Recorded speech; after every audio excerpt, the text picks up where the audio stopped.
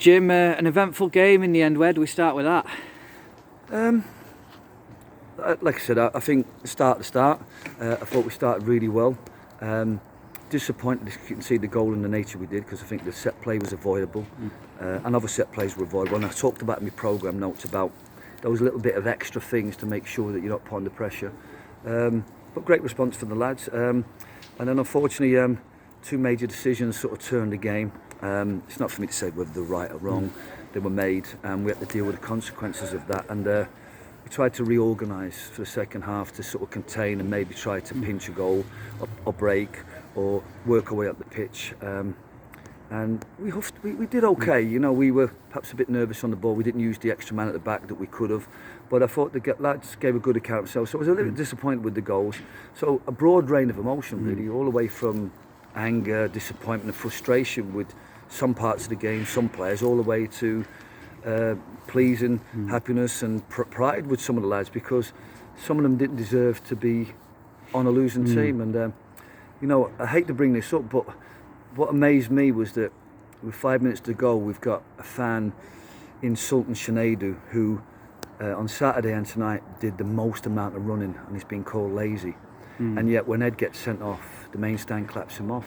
I just don't understand, because for me the paradox is that we should be supporting the people that run the pitch and not clapping people who kick balls over the stand or people that have get sent off. I think we should be really supporting. But again, that's probably the frustrations of the fans, because they want to see a little bit more. And yeah, really disappointed for some of the players, because they put a huge shift in and got no reward. But what they've done is, in my mind, they've consolidated their value to the team, and there's other players who have shown they don't have value to the team. So we'll see how they all respond on Thursday. Did you manage to speak to the referee at all about the decisions? I don't think it's my place to. All I asked the referee at Stalybridge is do me a favour and watch the video. I think when he sees the video in retrospect, he'll understand why we were angry.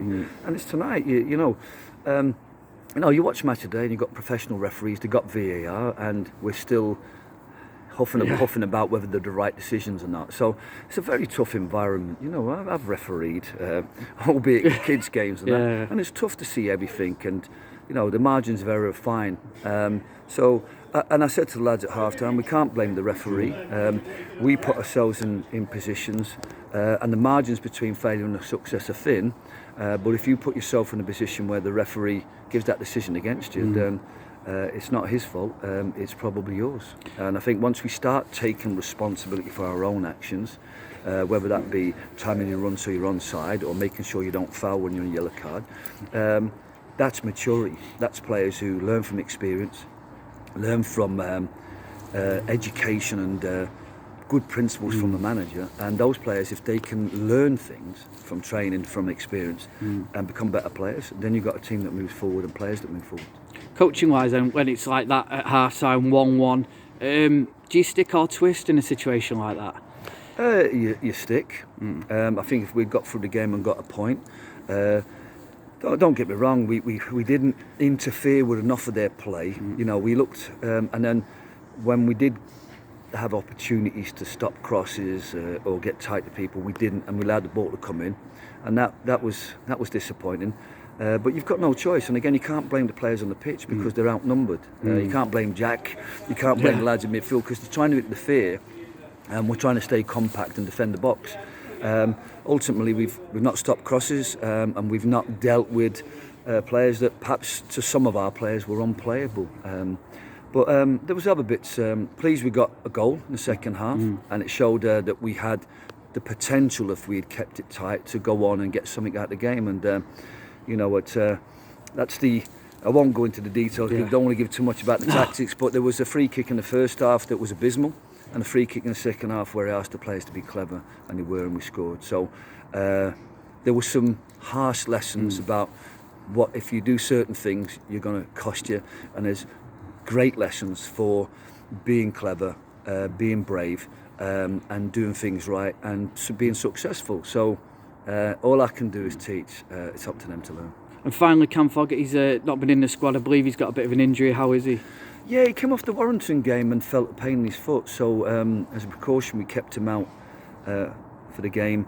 He had an X-ray. The X-ray ruled no fracture, but again, you don't know. Such tiny bones in the foot, but he's still got a lot of pain that hasn't settled down.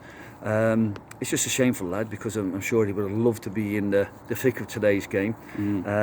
But yeah, no, we're not rushing back. Hopefully, the pain settles down and there's no structural problems that he can carry on.